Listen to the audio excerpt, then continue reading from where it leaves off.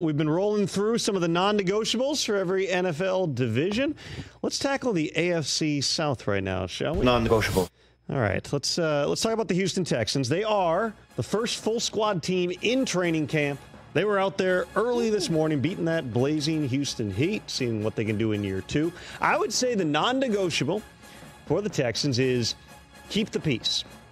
You've had a lot of success last year with a group that was at least somewhat anonymous. You had the Nico Collins of the world making a lot of plays for you. You had a defense that was, there were a lot of veterans on that defense that they had added, but they weren't high-profile types of additions. This year, among the additional mouths you've got to feed are Joe Mixon, who's never been in a locker room issue, but you've added Joe Mixon.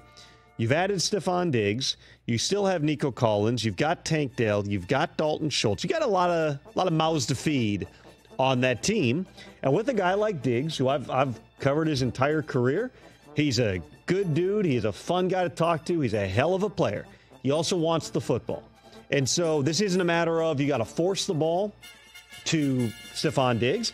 What I'm saying is they've got to figure out ways to make sure that everybody keeps pulling the same direction on this team, because you've got some heavy workload type of guys who may not have quite the same role that they have in the past. And anytime that you integrate a ball-dominant wide receiver into a team that had a really strong passing game, there's always some different dynamics at play. I'm not anticipating problems there. If anybody can handle it, it's DeMeco Ryans and C.J. Stroud, because from every post-game video I see, they really seem to run that locker room.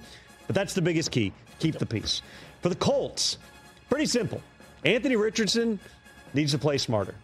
He's got to, as Dwight Freeney said on the Insiders on NFL Network a couple days ago, he's just got to get down sometimes. He can't take the hits that he did last year. I don't care how big you are. He's 6'5". I believe he said earlier this offseason he's now up to like 245 or 250. Ooh. He's one of the biggest humans we've ever seen play NFL quarterback. Still can't get hit like he did last year. 4 starts, knocked out of 3 of them. Got to have more to it. Got to be able to get on the field, because when he has been out there, they've seen flashes of why they drafted that guy as high as they did. Because there are bigger humans hitting him. Correct. As big as he is. He's the biggest quarterback. We've seen a long list of big guys at quarterback, Cam Newton being a principal example. Cam Newton's the biggest quarterback. Eventually it adds up over the course of time. And some of that, too. I mean, Shane Steichen, Jim Bob Cooter, they gotta scheme things maybe a little bit differently than they did a year ago. But you can't take away the threat.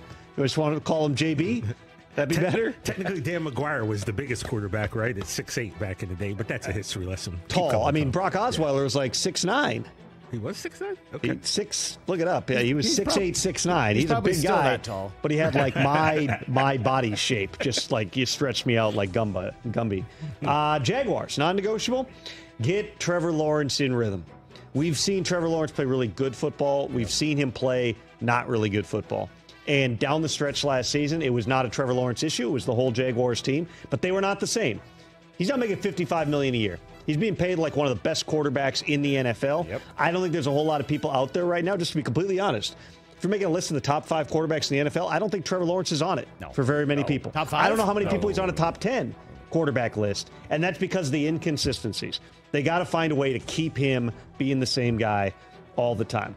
And then for the Titans, there's a lot of different ways that this could go. We know that they made a lot of additions. We know they were active in free agency. They got to figure out, is Will Levis the guy? Those are all important things. I'm going to say it's find a run game. I'm going to say, we know you got Levis, and he's got a cannon of an arm, and he's a tightly wound dude, and he's gonna put in every bit of effort you could possibly get out of him. Yeah. And I've talked with Brian Callahan. We've had him on the Insiders too, and I know that he's excited about the possibilities with Levis. He signed Calvin Ridley. He signed Tyler Boyd. You still got DeAndre Hopkins. But how are you going to run the football and keep all the pressure from being on him? They signed Tony Pollard. They got Tyjae Spears. Okay, they still got Hassan Haskins and Julius Chestnut and those guys. But it's really a matter of finding that balance, not having all the pressure on a young quarterback's shoulders who really probably isn't ready at this time to have it. And that rhythm and timing is going to take time to build. Non-negotiable. Catch the Rich Eisen Show every single day on the Roku channel, 12 to 3 Eastern, for free.